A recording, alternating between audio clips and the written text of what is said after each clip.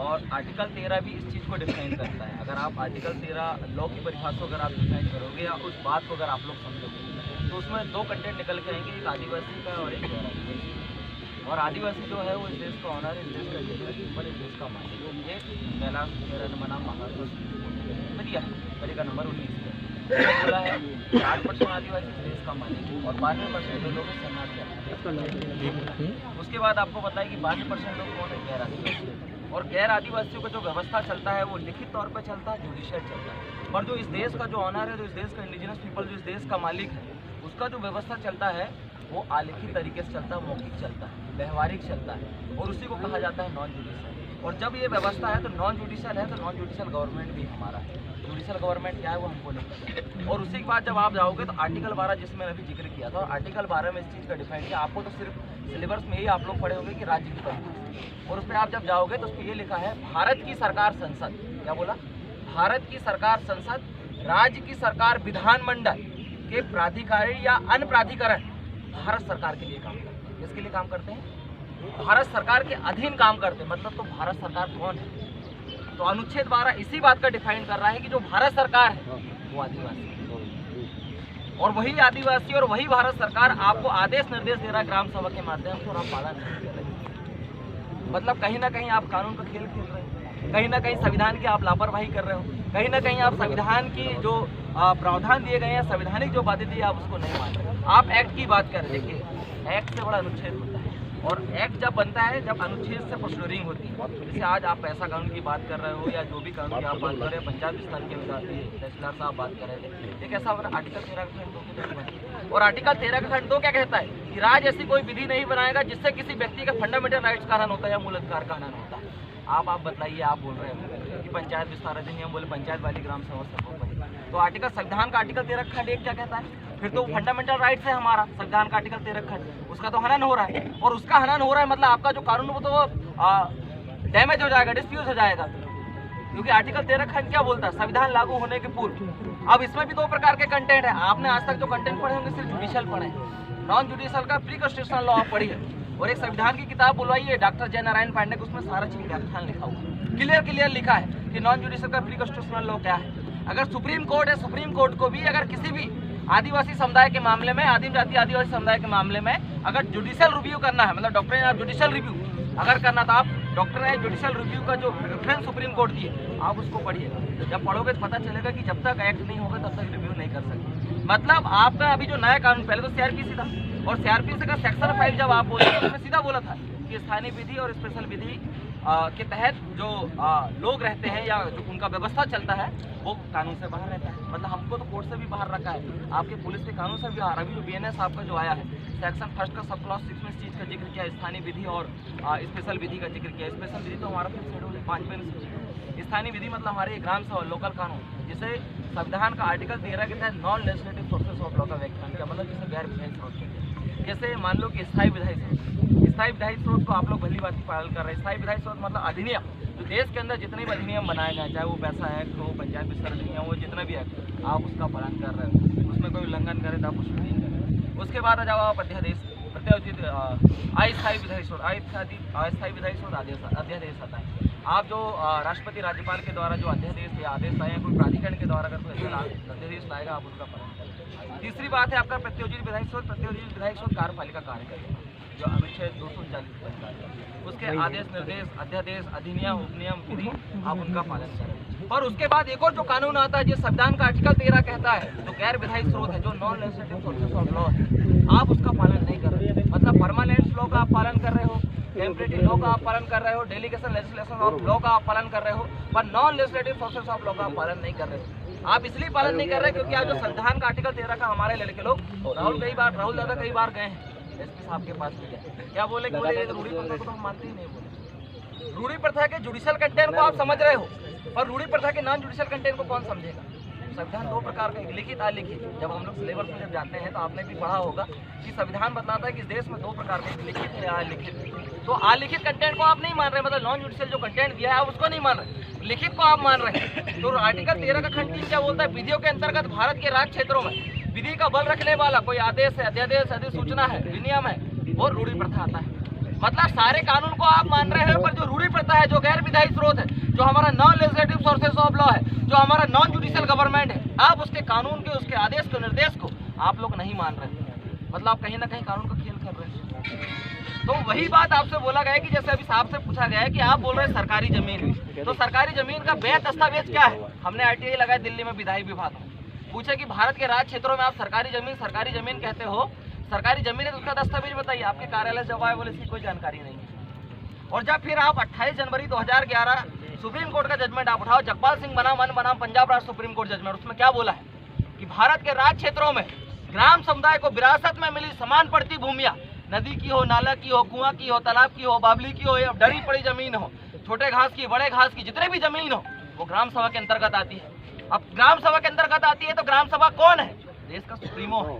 और आप इस बात को नहीं मान पा रहे। क्यों नहीं मान पा रहे हो? क्योंकि आप ग्राम सभा को नहीं समझ रहे हो। आप बदला रहे हो, पैसेट वाली भी ग्राम सभा, पंचायत वाली भी, ये तो डाइवर्सन करने का काम है। हमने थोड़ी ना बोला कि हमारी ग्राम सभा को तोड़ने के लिए आप पैसा कानून की ग्राम सभा लाओ, हमने थोड़ी ना बोला कि पंचायत वाली ग्राम सभा हमको तोड़ने के लिए लाओ। ग्राम सभा संविधान का आर्टिकल 13 का खंड 1 का नॉन जुडिशियल का प्री कॉन्स्टिट्यूशनल लॉ कहता है कि संविधान लागू होने के पूर्व, मतलब कई लाखों करोड़ सालों से चली आ रही है हमारी ग्राम सभा, और वो ग्राम सभा से पूरा हमारा कबीला चलता था, और हमारे कबीले में मुखिया तय करता था कि हमें खाना खाना या नहीं खाना, ये हमारा मुखिया तय करता था। किस चीज को लेना नहीं लेना हमारा मुखिया तय करता था। हमारे बिरसा मुंडा के समय में तो कई कानून बन गए थे। शेड्यूल डिस्ट्रिक्ट एक्ट बना था, उस एक्ट में ये बोल दिया गया था कि जहाँ पर आदिवासी समुदाय रहता वहाँ पर उनका स्वशासन पर शासन नहीं। हमारा पुरखा ने लिया तुम्हारा कानून, क्योंकि हमारा पुरखा जुडिशियल कानून का विरोध करता था, क्योंकि हमारा खुद का एक नॉन जुडिशियल कानून था, और नॉन जुडिशियल कानून को आप लोग नहीं समझ पा रहे हो। तो एक बार आप झारखंड के डीआईजी साहब है, नॉन जुडिशियल प्रचलन में नहीं है, कौन कहता है? मान लेते हैं वो जमीन आपकी है, हाँ, सरकार आप है, हाँ, ठीक है, तो किसको दोगे? वो किसको दोगे? जिसको भी दोगे उसका भी तो कोई एक रिकॉर्ड बनेगा। अभी सर के सामने मैंने बोला था कि आप संविधान को मानते हैं, सर ने बोला हाँ, तो ये चीजें संविधान में ही लिखी गई। वही तो, उसके लिए भी एक व्यवस्था बनेगी ना, किसी को भी दिया जाएगा, लिया जाएगा, नाम पे चढ़ेगा, नामांतरण होगा, रिकॉर्ड पे आएगा, वही तो व्यवस्था होगी। सरकार की है, मान ली हमने, सरकार की आप भी सरकार, ये ग्राम सभा तय करेगा ना जी। ग्राम सभा भी एक बॉडी होगी ना, कोई एक बॉडी होगी ना, उसमें आप होंगे, ये होंगे, ग्राम सभा किसका बॉडी है? ऐसा थोड़ी अधिकार है ये सारे जमीन के ग्राम सभा में भी आप होंगे, ये होंगे, ये भी होंगे सरकार की तरफ से। ग्राम सभा तो वही तो निर्णय कर रही है, हम ये भी रहेंगे। हम उसके प्रति ये थोड़ी ना बोल रहे कि ग्राम सभा हम नहीं मान रहे हैं, हम थोड़ी बोल रहे हैं, हम क्या बोल रहे हैं कि तो ग्राम सभा निर्णय तो ली है आपको अतिक्रमण हटाने के लिए। तो वो प्रोसीजर में है, बात किससे हो रही है? उनसे हो रही है, तो उनको बोलने दीजिए। ग्राम सभा निर्णय लिया ना, प्रोसीजर में है, वो बता तो रहे। और उन्होंने ग्राम सभा को सूचित किया क्या? अब वो ये चीज आप थोड़ा आगे आ जाइए, आप आगे आ जाइए।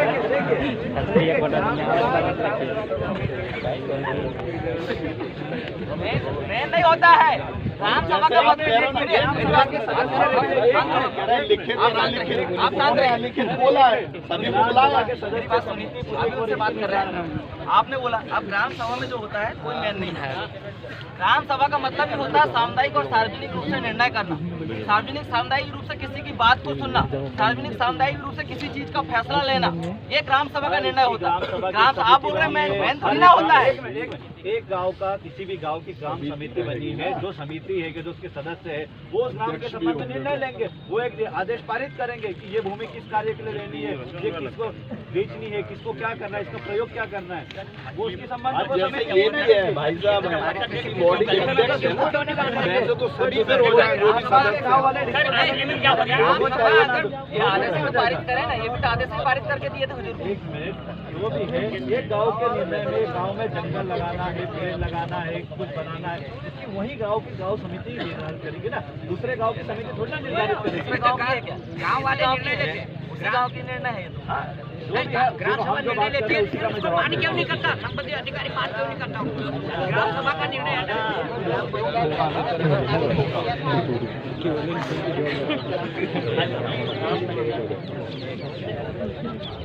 असली में सर क्या हो रहा है कि हम तो बोलते हैं, वो शासन हवा में उड़ा देता है, वो उड़ा देता है, उसका कारण है मैंने 22 तारीख को इसलिए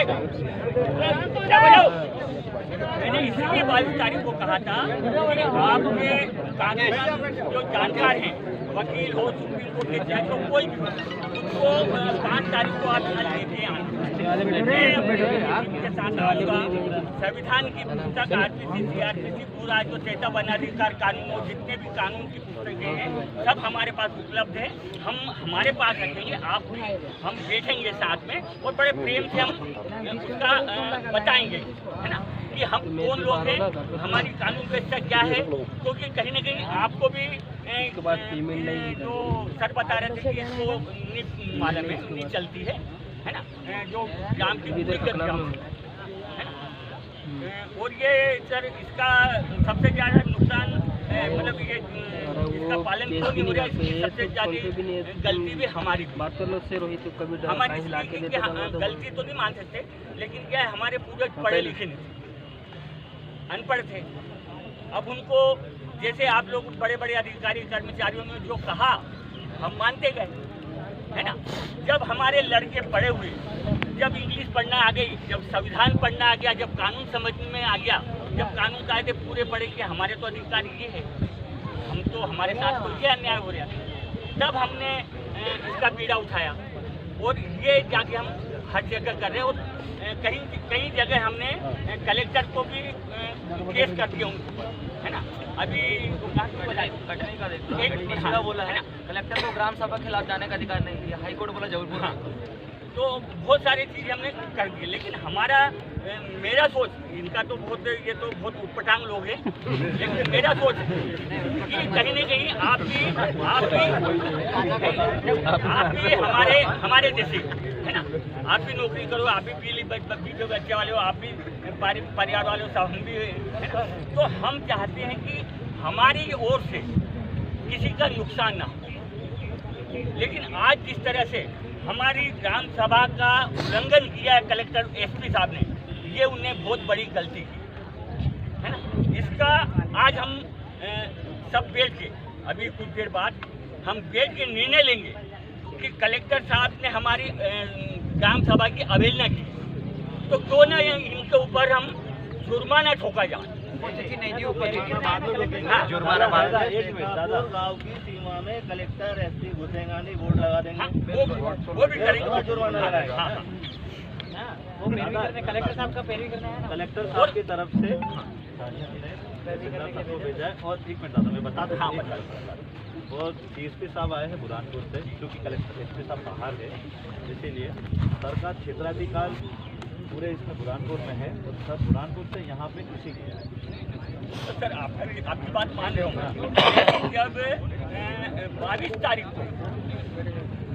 को अपने जो संजो वो अपने लिखित में कब दिया, उसी तारीख को दिया था एसपी कलेक्टर 10 तारीख है ना, 10 तारीख है ना, 10 हाँ मतलब हाँ जब 10 को दिया था ग्राम सभा में उपस्थित होने का, ये बाद में दिया था 22 तारीख। हाँ तो दिया था, तो उनके नाले में थी ये चीज़ें, तो उनको यहाँ आना था। दादा कई बार ऐसा हो जाता है कि मुझे जहाँ जाना रहता मैं नहीं जा पाता, तो मेरे जो साथ में जो है वो बतौर साहब को भेजा गया। तो ठीक है आपको भेजा, इस चीज़ के लिए भेजा कि समस्या का निराकरण करके आओ, चलिए कब्जा हटाइए।